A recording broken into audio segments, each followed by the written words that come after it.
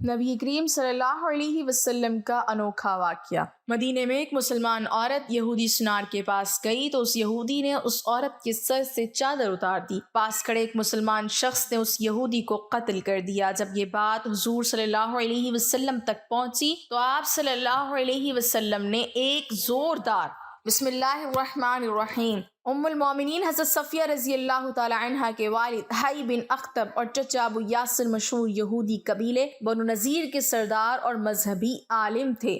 ان کا تعلق حضرت ہارون علیہ السلام کی نسل سے تھا، کیونکہ یہ نبی کی اولاد میں سے تھے، لہٰذا اس تعلق سے تمام یہودی ان کی بڑی عزت کرتے تھے، بلکہ یہودی علماء ان سے رہنمائی حاصل کرتے تھے۔ حضرت صفیہ رضی اللہ تعالی عنہ کی والدہ یہودی قبیلے بنو قریظہ کے رئیس کی بیٹی تھی، چنانچہ حضرت صفیہ رضی اللہ تعالی عنہ نجیب الطرفین اور نامور اعلیٰ یہودی خاندان سے تعلق رکھتی تھی۔ غزوہ خیبر کے دوران حضرت صفیہ رضی اللہ تعالی عنہ کے شوہر، والد، بھائیوں سمیت خاندان کے تمام افراد مارے گئے تھے۔ ام المومنین حضرت صفیہ رضی اللہ تعالی عنہ کے حوالے سے امام بیہقی نے یہودیوں کی اسلام دشمنی کا ایک واقعہ تحریر کیا ہے۔ حضرت صفیہ رضی اللہ تعالی عنہ فرماتی ہیں کہ رسول اللہ صلی اللہ علیہ وسلم جب ہجرت کر کے مدینہ تشریف لائے تو میرے والد اور چچا اپنی مقدس کتاب توریت میں موجود پیش گوئی کی تحقیق کی غرض سے مدینہ آئے۔ رسول اللہ صلی اللہ علیہ وسلم سے طویل گفتگو کی۔ حضرت صفیہ کہتی ہیں کہ جب یہ دونوں واپس آئے تو میں نے دیکھا کہ یہ بڑے اداس، پریشان اور متفکر ہیں۔ مجھے ان دونوں کی ظاہری حالت دیکھ کر تجسس ہوا اور میں نے کمرے کے دروازے سے کان لگا کر ان کی باتیں سنی جو اس طرح تھیں۔ چچا میرے والد سے کہتے ہیں کہ آپ کو یقین ہے کہ یہ وہی نبی ہیں کہ جن کے آنے کی خبر اور تفصیل ہماری مقدس کتابوں میں موجود ہے؟ والد کہتے ہیں ہاں ابو یاسر، میں خدا کی قسم کھا کر کہتا ہوں کہ یہ وہی نبی ہیں۔ جواب سن کر چچا کے چہرے پر گھبراہٹ کے آثار نمایاں ہوتے ہیں۔ خوفزدہ لہجے میں تصدیق کے لیے دوبارہ پوچھتے ہیں بھائی صاحب کیا آپ کو یقین ہے؟ والد صاحب شکست خوردہ لہجے میں جواب دیتے ہیں ہاں مجھے کامل یقین ہے کہ یہی وہ نبی ہیں۔ چچا نے دریافت کیا تو پھر ہمیں کیا کرنا چاہیے؟ والد نے اپنے اندر کا خوف چھپاتے ہوئے زوردار آواز میں جواب دیا باخدا جب تک میں زندہ ہوں ان کی مخالفت کروں گا اور ان کی چلنے نہ دوں گا۔ حضرت صفیہ رضی اللہ تعالی عنہ فرماتی ہیں کہ ان دونوں کی باتیں سن کر مجھے یقین ہو گیا تھا کہ توریت میں جس نبی کے آنے کا ذکر ہے وہ نبی آ چکے ہیں اور اب اسلام کو دنیا میں پھیلنے سے کوئی نہیں روک سکتا۔ میں والد اور چچا کے احترام سے خاموش رہی، لیکن اسلام اور اللہ کے نبی آخر الزمان صلی اللہ علیہ وسلم کے بارے میں میرا تجسس مزید بڑھ گیا۔ یہی وہ مقدس لمحہ تھا کہ جب نیک فطرت حضرت صفیہ کے دل میں اسلام کی پہلی شمع روشن ہوئی۔ حضرت صلی اللہ علیہ وسلم جب مدینہ منورہ تشریف لائے تو اسلامی ریاست کے قیام کے فوری بعد آپ صلی اللہ علیہ وسلم نے جو اولین کام کیے ان میں ایک تو اوس، خزرج اور مہاجرین کے درمیان مواخات قائم کی، دوسرا یہ کہ مسلمانوں اور یہودیوں کے درمیان ایک تحریری معاہدہ کیا جو تاریخ میں میثاق مدینہ کے نام سے محفوظ ہے۔ بنی اسرائیل کی تاریخ گواہ ہے کہ یہودی ایک بزدل، منافق اور سازشی قوم ہے۔ چنانچہ انہوں نے معاہدہ تو کر لیا، لیکن جلد ہی یہ احساس بھی ہو گیا کہ یہ معاہدہ ان کے تمام ناجائز اور غیر قانونی کاموں کی راہ میں بہت بڑی رکاوٹ ہے۔ سودی کاروبار سمیت تمام لین دین کے ناجائز طریقوں کی بندش، شراب کی درآمد میں رکاوٹوں کے باعث مے خانوں کا اجڑ جانا، جادو ٹونے اور سحر کے خلاف مزاحمت، ناپاک کمائی اور حرام خوری کے ذریعے حاصل شدہ رقم کو قانوناً ممنوع قرار دینا اسلامی ریاست کے وہ اقدامات تھے جن میں یہودیوں کو اپنی معاشی، مالیاتی اور سماجی موت نظر آنے لگی تھی۔ پھر انصار و مہاجرین کے درمیان بھائی چارے کی فضا نے یہودیوں کی لڑائیوں اور تماشا دیکھوں کی پالیسی کو بھی بے اثر کر دیا۔ یہودی تو پہلے ہی سے حضرت صلی اللہ علیہ وسلم کی بعثت کو پسندیدہ نظروں سے نہیں دیکھتے تھے، لیکن میثاق مدینہ کے بعد جو حالات پیدا ہو رہے تھے وہ عیش و عشرت کی حامل ان کی شاطرانہ طرز حیات کے برخلاف تھے، لیکن اس معاہدے کی تمام شرائط یہودیوں نے قبول کی۔ دراصل وہ حضرت صلی اللہ علیہ وسلم کو ایک ایسے رئیس قوم کے طور پر دیکھنا چاہتے تھے جو صرف اور صرف اپنے گروہ کے مفاد سے سروکار رکھیں اور یہود کے معاملات میں مداخلت نہ کریں۔ پیارے نبی حضرت محمد صلی اللہ علیہ وسلم سے ظالم یہودیوں نے کیسے غداری کی اور ان دھوکہ باز یہودیوں کا کیسا خوفناک انجام ہوا، آج کی اس ویڈیو میں آپ کے ساتھ یہ انوکھا واقعہ شیئر کریں گے اور آپ کو یہ بھی بتائیں گے کہ یہودیوں کے ساتھ اس جنگ میں فرشتوں نے بھی ہتھیار کیوں باندھے ہوئے تھے، بلکہ یہ جنگ اتنی خطرناک ہوئی کہ فرشتوں کے سردار حضرت جبرائیل علیہ السلام بھی جب تشریف لائے تو حضور صلی اللہ علیہ وسلم کو کیا راز بتایا۔ آج کا یہ قصہ ناظرین سیرت کی کتابوں میں یوں بیان کیا جاتا ہے کہ نبی کریم صلی اللہ علیہ وسلم نے مدینہ آتے ہی مدینہ کے انصار اور مہاجرین کے درمیان مواخات بھائی چارہ قائم کیا اور یہود کے مختلف قبائل کے ساتھ معاہدے کر کے مدینے کا ایک 51 سکوں پر مبنی میثاق مدینہ لکھا، جو مدینہ کا ایک آئینی ڈھانچہ تھا جس میں تمام شہریوں کے حقوق متعین کیے گئے تھے۔ یہ دنیا کا پہلا مکمل تحریری آئین تھا۔ باقی جو بھی آئین بیان کیے جاتے ہیں ان میں صرف بادشاہوں کے حقوق بیان کیے گئے ہیں، شہریوں اور ریاست کے حقوق و فرائض کا تعین نہیں کیا گیا۔ یہود کی سیرت و فطرت جو قرآن نے سورۃ بقرہ سے شروع کر کے پورے قرآن میں جگہ جگہ بیان کی ہے، وہ غداری و بدعہدی کی شرمناک داستان ہے جو انہوں نے حضرت موسیٰ علیہ السلام کے ساتھ بھی بار بار دہرائی، جبکہ ان پر ایمان بھی رکھتے تھے اور ان کے موضوع کا کمایا کھا بھی رہے تھے، طعن و تشنیع بھی کرتے جا رہے تھے، یہاں تک کہ جب انہیں بیت المقدس میں داخل ہونے کے لیے آگے بڑھنے کو کہا گیا تو انہوں نے صاف جواب دے دیا کہ جا تو اور تیرا رب خدا جا کے لڑو، ہم یہاں بیٹھے ہیں۔ جب اس جسارت پر 40 سال کی قید ملی تو من و سلوہ نازل ہوا، مگر ان کے نخرے دیکھنے والے تھے، یوں فرمائشیں کر رہے تھے گویا کہ معاذ اللہ حضرت موسیٰ علیہ السلام کسی ہوٹل کے باہر ہیں جن سے فرمائشیں بھی ہو رہی ہیں اور کھانے پر اعتراض بھی ہو رہی ہیں، اور ساتھ اس ادا کے ساتھ کہ اپنے رب سے مانگ، اے موسیٰ اپنے رب کو یہ کہہ، گویا اللہ صرف موسیٰ کا رب تھا، ان کا تو کچھ لگتا ہی نہیں تھا۔ نبیوں کو نبی مان کر قتل کرنا ان یہودیوں کے کارناموں میں شامل ہے، اس لیے یہ مسلسل کوشش کرتے رہے کہ نبی کریم صلی اللہ علیہ وسلم کو بھی کسی طرح قتل کر دیں یا قتل کرا دیں۔ اس کے لیے وہ مکہ والوں سے بھی گٹھ جوڑ کرتے رہے اور منافقین کو بھی بڑھاوا دیتے رہے۔ ناظرین، یہود کا پہلا قبیلہ بنو نذیر جو سنار کا کام کرتے تھے اور پورے محلے میں سنار کی دکانیں تھیں، ایک مسلمان پردہ دار خاتون سونے کی خریداری کے لیے ایک سنار کی دکان میں داخل ہوئی۔ خریداری کے دوران ایک اوباش یہودی نے اس خاتون کی چادر کو کسی چیز سے باندھ دیا، جو ہی خاتون اٹھ کر چلی تو اس کی چادر کھنچ کر اتر گئی، جس سے وہ بے حجاب ہو گئی۔ اس نے شور مچا دیا اور یہودیوں کو برا بھلا کہنا شروع کر دیا۔ بازار سے ایک مسلمان گزر رہا تھا، اس نے عورت سے صورتحال پوچھ کر اس یہودی کو قتل کر دیا۔ یہود کا محلہ تھا، یہود نے اس مسلمان نوجوان کو قتل کر دیا۔ بات نبی کریم صلی اللہ علیہ وسلم تک پہنچی تو آپ نے یہود کو پیغام بھیجا کہ تمہارے آدمی نے تو اپنے کیے کی سزا پائی ہے، کیونکہ اس نے ایک مسلمان عورت کی عصمت پر ہاتھ ڈالا تھا، کیونکہ تم نے مسلمان کو ناحق قتل کیا ہے، اس کا خون بہا ادا کیا جائے۔ یہود نے سازش کر کے آپ کو پیغام بھیجا کہ آپ تشریف لائیے اور خون بہا لے جائیے۔ جب آپ خون بہا لینے گئے تو انہوں نے آپ کو ایک مکان کی دیوار کے ساتھ بٹھا دیا اور اپنے ایک آدمی کو چھت پر بھیجا کہ وہ آپ صلی اللہ علیہ وسلم پر وہ وزنی پتھر گرا دے جو اسی مقصد کے لیے چھت پر پہنچا دیا گیا تھا۔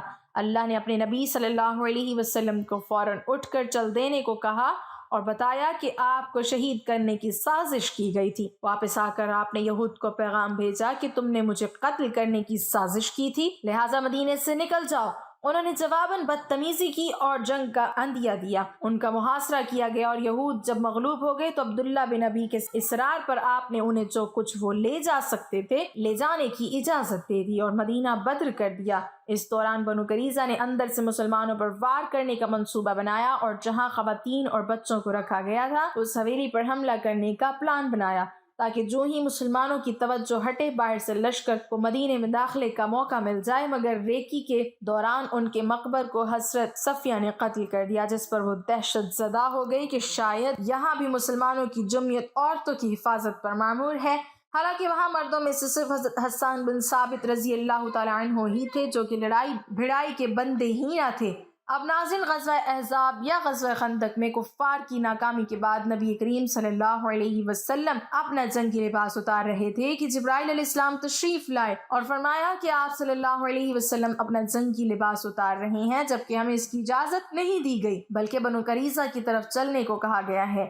آپ صلی اللہ علیہ وسلم نے بھی صحابہ میں اعلان کر دیا کہ اسی حال میں بنو قریظہ کی طرف کوچ کرو۔ بنو قریظہ کا محاصرہ کر لیا گیا۔ 25 دن کے محاصرے کے بعد یہود نے مطالبہ کیا کہ انہیں بھی بنو نذیر کی طرح کہیں چلے جانے کی اجازت دی جائے، مگر حضور صلی اللہ علیہ وسلم نے یہ منظور نہ فرمایا اور ان سے کہا کہ تمہارے پاس 2 اختیار ہیں، تمہارا فیصلہ میں خود کروں گا یا کسی دوسرے شخص کو منتخب کر لو۔ قبیلے کے اس شعراء میں اختلاف ہو گیا۔ کچھ لوگ رسول اللہ صلی اللہ علیہ وسلم سے فیصلہ لینے کا مشورہ دے رہے تھے، جبکہ اکثریت اوس کے سردار سعد بن معاذ کو جج بنانے کی طرف مائل تھی، کیونکہ اوس رسول اللہ صلی اللہ علیہ وسلم کی آمد سے پہلے بنو قریظہ کے حلیف تھے، جن کے آپس میں قریبی تعلقات تھے۔ آپ صلی اللہ علیہ وسلم نے یہ درخواست منظور کر کے بنو قریظہ کا معاملہ سعد بن معاذ کو سونپ دیا۔ سعد بن معاذ نے فیصلہ کیا کہ ان کے قابل جنگ مردوں کو قتل کر دیا جائے، جس پر عمل درآمد کیا گیا۔ اصولاً یہ فیصلہ حضور صلی اللہ علیہ وسلم نے کیا ہی نہیں تھا، بلکہ بنو قریظہ کے اپنے منتخب کردہ ثالث کا فیصلہ تھا، جو ان کو رہا بھی کر سکتے تھے اور ملک بدر بھی، مگر حقیقت یہ ہے کہ یہ آسمانی فیصلہ تھا جو کہ ٹھیک اللہ کی سنت کے مطابق تھا، جو وہ اپنے رسولوں کے معاملے میں اختیار کرتا ہے۔ ناصرین، نبی رحمت صلی اللہ علیہ وسلم کے ہاتھ سے یہود نے اپنا معاملہ لے کر سعد بن معاذ کے ہاتھ میں دے دیا۔ ان کا اقدام خودکشی کا تھا۔ اللہ کی مشیت نے یہ داغ اپنے نبی صلی اللہ علیہ وسلم کے دامن پر نہیں لگنے دیا۔ ناظرین، جن یہودیوں کو قتل کیا گیا ان کی تعداد 400 تھی۔ زیادہ تر مورخوں نے لکھا ہے کہ بنی قریظہ نے مقابلہ نہیں کیا اور اپنے کیے کی سزا پانے کے لیے قلعے سے نکل آئے۔ مدینہ میں یہودیوں کے قتل عام کے ساتھ یہ ذکر دلچسپی سے خالی نہ ہوگا کہ اس سے پہلے مسلمانوں نے یہودیوں کے دو قبیلوں بنی نذیر اور بنو قینقاع کو ایسی ہی بدعہدی اور فتنہ انگیزی پر ایسی ہی سزا دی تھی۔ ان قبیلوں کے بچے کچھ یہودی شام کو بھاگ گئے تھے۔ شام میں ایرانیوں کی حکومت تھی۔ یہ ایک عیسائی بادشاہ ہرقل نے حملہ کر کے شام پر قبضہ کر لیا۔ یہودیوں نے اس کے ساتھ بھی بدعہدی کی۔ ادھر مدینے میں مسلمان بنو قریظہ کو قتل کر رہے تھے، ادھر ہرقل بنو نذیر اور بنو قینقاع کا قتل عام کر رہا تھا۔ یہ یہود وہ قوم ہے کہ جن کی بد کرداری اللہ تعالیٰ اور اس کے رسولوں سے دشمنی کی بنا پر رب کائنات نے اپنے مومن مسلمان بندوں کو اس بات سے منع فرمایا ہے کہ وہ ان جیسے ہو جائیں۔ یہ وہ لوگ ہیں کہ جنہوں نے موسیٰ علیہ السلام کو تکلیف پہنچانے سے بھی دریغ نہ کیا، حالانکہ کہ وہ ان کے بہت بڑے محسن تھے۔ اللہ فرماتے ہیں کہ اے لوگو جو ایمان لائے ہو، ان لوگوں کی طرح نہ ہو جاؤ جنہوں نے موسیٰ کو تکلیف پہنچائی تو اللہ نے اس سے پاک ثابت کر دیا جو انہوں نے کہا تھا، اور وہ اللہ کے ہاں بہت مرتبے والا تھا۔ سیدنا موسیٰ علیہ السلام بڑے حیادار اور پورے جسم کو ڈھانپ کر رہنے والے آدمی تھے۔ آپ کی شرم و حیا کی وجہ سے آپ کے جسم کا کوئی حصہ بھی سوائے سر، چہرہ، کوہنیوں تک، ہاتھوں اور پنڈلیوں تک، پیروں کے دیکھا نہیں جا سکتا تھا۔ مگر بنو اسرائیل میں سے ایک تولے نے آپ کو اس ضمن میں بھی تکلیف سے دوچار کیا اور کہنے لگے، لگتا ہے کہ جناب موسیٰ اپنے جسم میں کسی عیب کی وجہ سے ہی اس قدر پردے کا اہتمام کرتے ہوں گے، یا تو ان کو برس کوٹ کی بیماری ہے یا پھر کوئی اور عیب ان کے وجود میں ہے۔ حالانکہ تمام انبیاء ایسی بیماریوں اور اس طرح کے عیوب نقائص سے پاک ہوتے تھے۔ وہ اپنے دور کے اور اپنی قوم کے سب سے زیادہ صحت مند وجود والے وجیح و حسین ہوا کرتے تھے۔ چنانچہ اللہ عز و جل نے ایک واقعے کی صورت میں یہودیوں پر اپنے پیارے نبی موسیٰ کلیم اللہ علیہ السلام کی صحت مند اور حسین و جمیل وجود کو منکشف کر کے ان کی تہمت سے بری کر دیا، اور یہودی جہاں بھی پائے جائیں ان پر ذلت مسلط کر دی گئی۔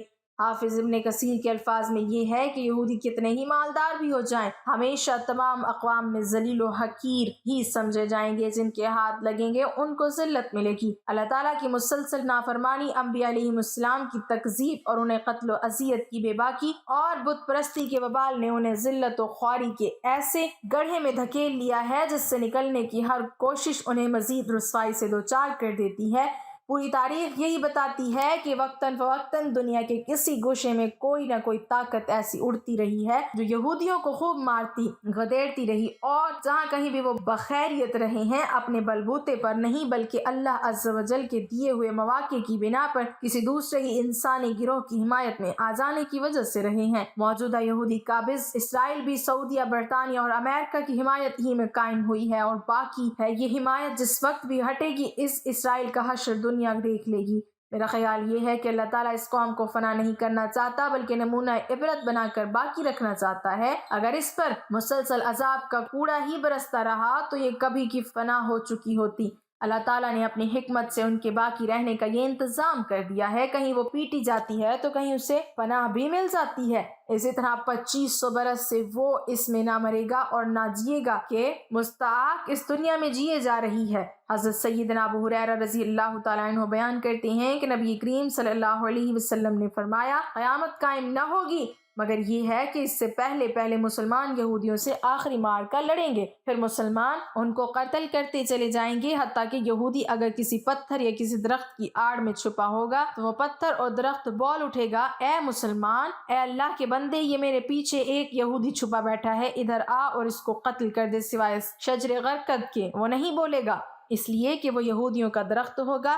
غرقد ایک کانٹے دار درخت ہے جو بیت المقدس کی طرف بہت ہوتا ہے۔